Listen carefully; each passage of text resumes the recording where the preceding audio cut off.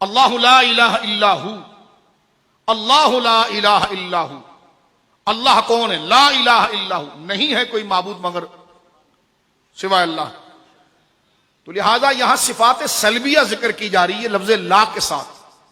صفات سلبیہ اگر کبھی ذکر کی جائے اور اس سے رب کا وجود ثابت ہو تو یہ رب کی صفات ذاتیہ ہو جاتی ہے۔ الحی القیوم، وہ حیات ہے، زندہ ہے، قیوم، اور سب کو اس نے قائم اور زندہ رکھا ہے۔ اب حیات ایسی نہیں کہ جس طرح بندے کے اندر روح ہوتی ہے، وہاں حیات کا معنی ہی علم ہے۔ حیات کا معنی ہی اصل میں علم ہے، جس کو حیات کا ایک معنی ہم ظاہری طور پر کرتے ہیں زندگی، شعور، جاننا۔ رب کے لیے معنی نہیں کہ بدن کے اندر روح، اس لیے حیات کا حقیقی معنی ہی شعور ہے، علم ہے، ادراک ہے۔ تو فرمایا کہ آگے ذکر فرمایا اللہ کے علم کے لیے کہ یعلم ما بین ایدیہم وما خلفہم۔ ہم موضوع کو کیونکہ وقت بہت مختصر ہے اس لیے مسئلہ شرک کو واضح کرنے کے لیے ہم یہاں پر آ رہے ہیں۔ سورہ بقرہ میں اللہ رب العالمین نے آیت الکرسی میں ذکر فرمایا یعلم ما بین ایدیہم وما خلفہم، جانتا ہے جو ان کے سامنے ہو اور جو ان کے پیچھے ہے۔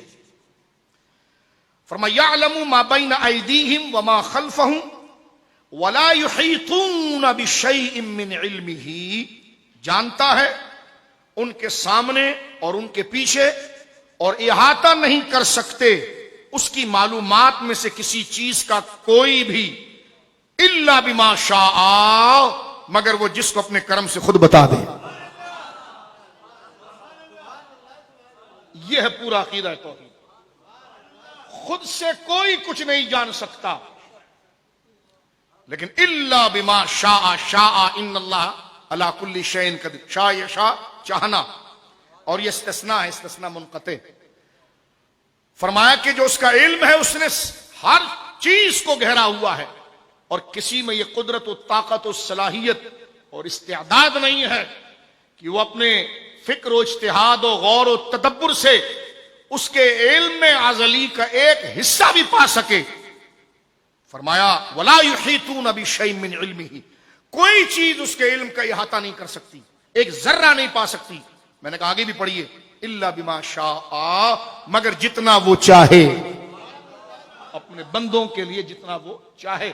لہذا اہل سنت و جماعت، حضرات انبیاء کرام اور بالخصوص جناب سید عالم خاتم النبیین صلی اللہ علیہ وسلم کے لیے جو غیب کے علم کا عقیدہ رکھتے ہیں، اس کا مستدل یہی مستثنی بنتا ہے الا بما شاء، کہ وہ علم ازلی رکھنے والا اس کے علم کا کوئی احاطہ نہیں کر سکتا، الا بما شاء، جتنا وہ چاہے عطا کر دے، اور جتنا اس نے چاہا عطا کر دیا۔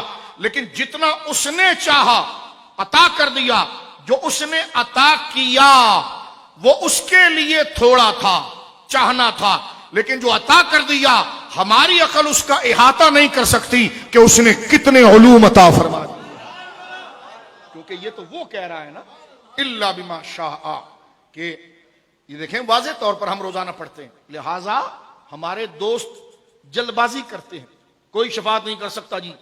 میں نے کہا قرآن کے پورے مضمون کو لیں، مستثنی منہ کے ساتھ استثناء کو بھی لیں، اور پھر اس میں بحث کریں کہ وہ متصل ہے یا منقطع ہے۔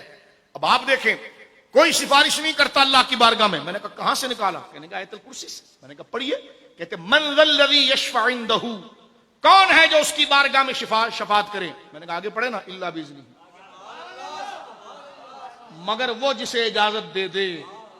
میں نے کہا ہمارا عقیدہ اللہ کے بعد شروع ہوتا ہے، اس سے پہلے میں ہم کسی کو ایک کو بھی خدا کے برابر کرنے پر شرک قرار دیتے ہیں، لیکن اللہ کے بعد کو جو انکار کرے پھر اس کو بھی مسلمان نہیں سمجھتے۔ اللہ سے پہلے جو آئے گا وہ مشرک ہے، اور اللہ کے بعد کا انکار کرے گا وہ کافر ہو جائے گا۔ تو فرمایا من ذا الذی یشفع عندہ، یہ ازلی ذاتی ہے، اس میں جو آئے گا وہ مشرک ہو جائے گا۔ الا باذنہ، مگر وہ جسے اجازت دے، اس شان کا جو انکار کرے گا وہ مسلمان نہیں رہے گا، اس لیے کہ اس نے قرآن کی آیات کا انکار کر لیا۔ لہذا سنی اللہ سے پہلے کو بھی مانتا ہے اور اللہ کے بعد کو بھی۔